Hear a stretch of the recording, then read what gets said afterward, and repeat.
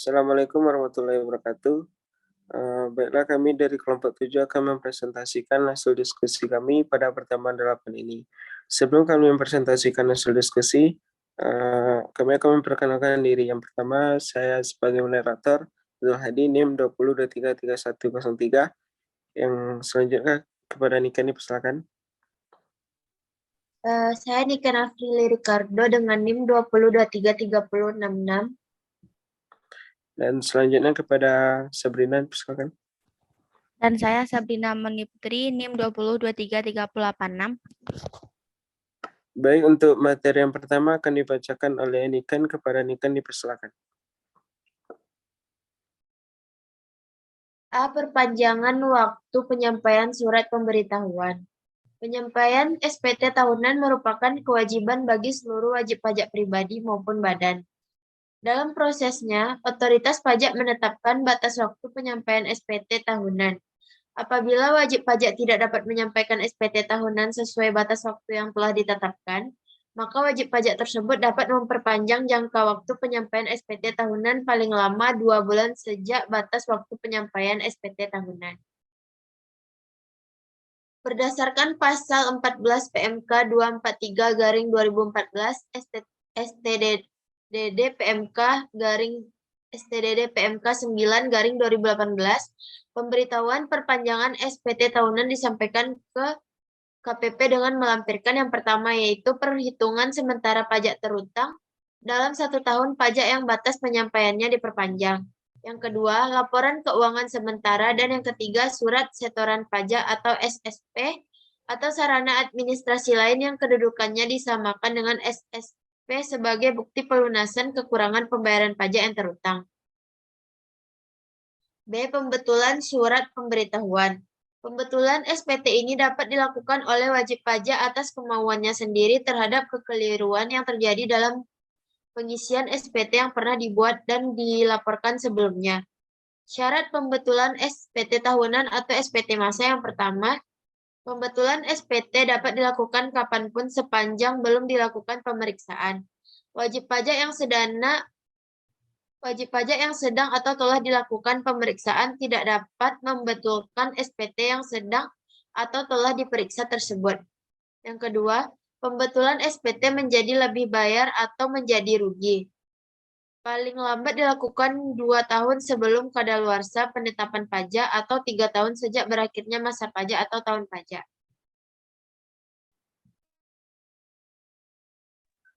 Baik, untuk materi selanjutnya akan dibacakan oleh Sabrina. Kepada Sabrina dipersilakan. Baiklah, materi yang ketiga yaitu angsuran atau penundaan pembayaran pajak.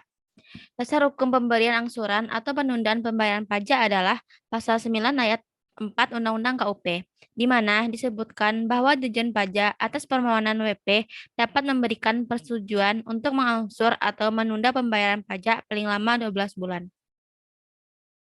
Yang D. Pembetulan ketetapan pajak, surat tagihan pajak, dan keputusan. Persyaratan permohonan pembetulan pasal 4 PMK nomor 11/PMK 03/2013. Yang pertama, satu permohonan diajukan untuk satu surat ketetapan pajak, surat tagihan pajak, atau surat keputusan lain yang terkait dengan bidang perpajakan sebagaimana dimaksud dalam pasal 2 ayat 1. Yang kedua, permohonan harus disampaikan ke kantor pelayanan pajak tempat wajib pajak terdaftar dan atau tempat pengusaha kena pajak dikukuhkan.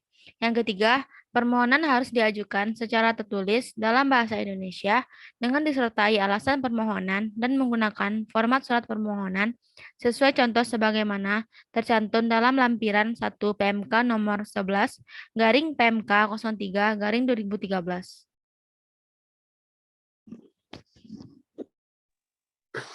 Untuk materi materi yang kelima, pengurangan atau penghapusan sanksi administrasi. Wajib pajak mengajukan permohonan pengurangan atau penghapusan sanksi administrasi apabila: yang pertama, menurut wajib pajak, perhitungan besarnya sanksi dalam SKP atau STP tidak benar. Wajib pajak dapat mengajukan surat permohonan pengurangan sanksi administrasi. Yang kedua, menurut wajib pajak, sanksi administrasi tersebut tidak seharusnya dikenakan maka wajib pajak dapat mengajukan surat permohonan penghapusan sanksi administrasi.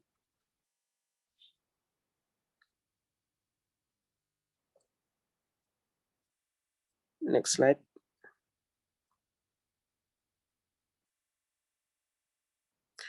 Yang keenam itu pengurangan atau pembatalan ketetapan pajak dan surat tagihan pajak. Berikut persyaratannya. Yang pertama, 1. Permohonan untuk 1 surat tagihan pajak permohonan harus diajukan secara tertulis dalam bahasa Indonesia. Yang kedua, mengemukakan jumlah tagihan pajak dan atau sanksi administrasi dalam surat tagihan pajak menurut wajib pajak dengan disertai alasan. Yang ketiga, yang keempat, permohonan harus disampaikan ke kantor pelayanan pajak tempat wajib pajak terdaftar. Yang kelima, 78 surat permohonan ditandatangani oleh wajib pajak dan dalam hal surat permohonan ditandatangani oleh bukan wajib pajak.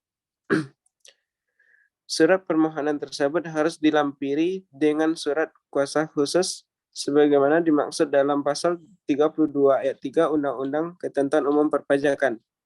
Yang keenam, fotokopi surat ketetapan pajak yang diajukan permohonan pengurangan atau pembatalan surat ketetapan pajak yang tidak benar.